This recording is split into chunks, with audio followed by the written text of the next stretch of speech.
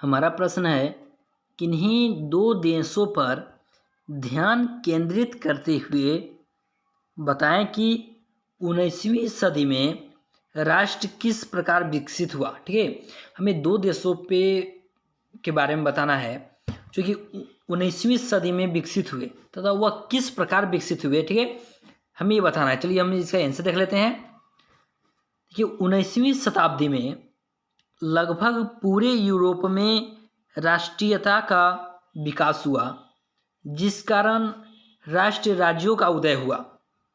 इनमें बेल्जियम व पोलैंड भी ऐसे ही देश थे। ठीक है, देखिए 19वीं सदी में पूरे यूरोप में राष्ट्र का विकास हुआ, ठीक है, जिस कारण राष्ट्र राज्यों का उदय हुआ। और इसमें दो देश भी शामिल थे स्टूडेंट, जिसमें पहला पोलैंड और दूसरा बेल्जियम। ठीक है, बेल्जियम और पोलैंड दो ऐसे देश थे जो 19वीं शताब्दी में विकसित हुए। अब चलिए इसके बारे में हम जान लेते हैं कि किस तरह से विकसित हुए।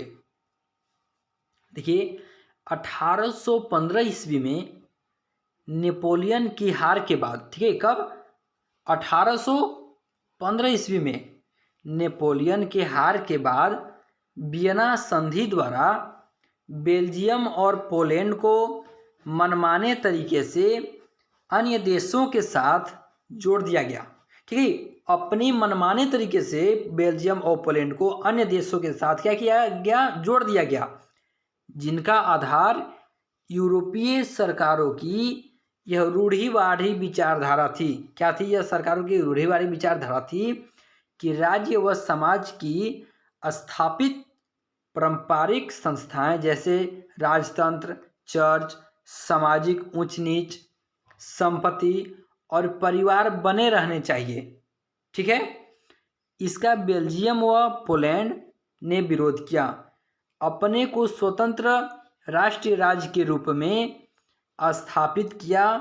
इनका निर्माण इस प्रकार हुआ। अब चलिए यहाँ हम देख लेते हैं कि बेल्जियम और पोलैंड, इन दोनों देशों का निर्माण किस तरह से हुआ तथा यह किस तरह से विकसित हुए। पहला हम पढ़ेंगे बेल्जियम। वियना कांग्रेस द्वारा बेल्जियम को हॉलैंड के साथ मिला दिया गया। किसके साथ? हॉलैंड के साथ मिला दिया गया। परंतु दोनों देशों में ईसाई धर्म के कट्टर विरोधी मतानुयायी रहते थे। जहां बेल्जियम में कैथोलिक थे, वहां हॉलैंड में प्रोटेस्टेंट। हॉलैंड का शासक भी हॉलैंड वासियों को बेल्जियम वासियों से श्रेष्ठ मानता था। देखिए, हॉलैंड का जो शासक था वो हॉलैंड के वासियों को बेल्जियम के वासियों से कई अधिक श्रेष्ठ मानता था। ठीक है, अतः इस श्रेष्ठता को बनाए रखने के लिए उसने सभी स्कूलों में प्रोटेस्टेंट धर्म की शिक्षा देने की राजज्ञा जारी किया। ठीक है, इसका बेल्जियम वासियों ने कड़ा विरोध किया। किसका विरोध किया? जब सभी स्कूल में प्रोटेस्टेंट धर्म की शिक्षा देने जाने लगी तब इसका बेल्जियम वासियों ने विरोध किया। इसमें इंग्लैंड ने भी उनका साथ दिया। कौन दिया? इंग्लैंड। जिस कारण हॉलैंड को बेल्जियम को 1830 में स्वतंत्र करना पड़ा। बेल्जियम कब स्वतंत्र हुआ? 1830 में स्वतंत्र हुआ। यहाँ से एक नंबर का क्वेश्चन बनता है कि बेल्जियम कब स्वतंत्र हुआ? 1830 में। बाद में यहाँ पर इंग्लैंड जैसी संवैधानिक व्यवस्था कायम हुई। ठीक है, तो यहाँ से हम पढ़ रही है कि बेल्जियम किस तरह से विकसित हुआ। इसके बाद हम पढ़ेंगे पोलैंड के बारे में। ठीक है, कि पोलैंड देश किस तरह से विकसित हुआ, किस तरह से वो बना। देखिए, वियना संधि द्वारा ही पोलैंड को दो भागों में बांटा गया और इसका सबसे बड़ा भाग रूस को इनाम के तौर पे दे दिया गया। ठीक है, वियना संधि के द्वारा ही पोलैंड को दो भाग में डिवाइड कर दिया गया और इसका जो बड़ा भाग था उसे रूस को इनाम के तौर पे दे दिया गया।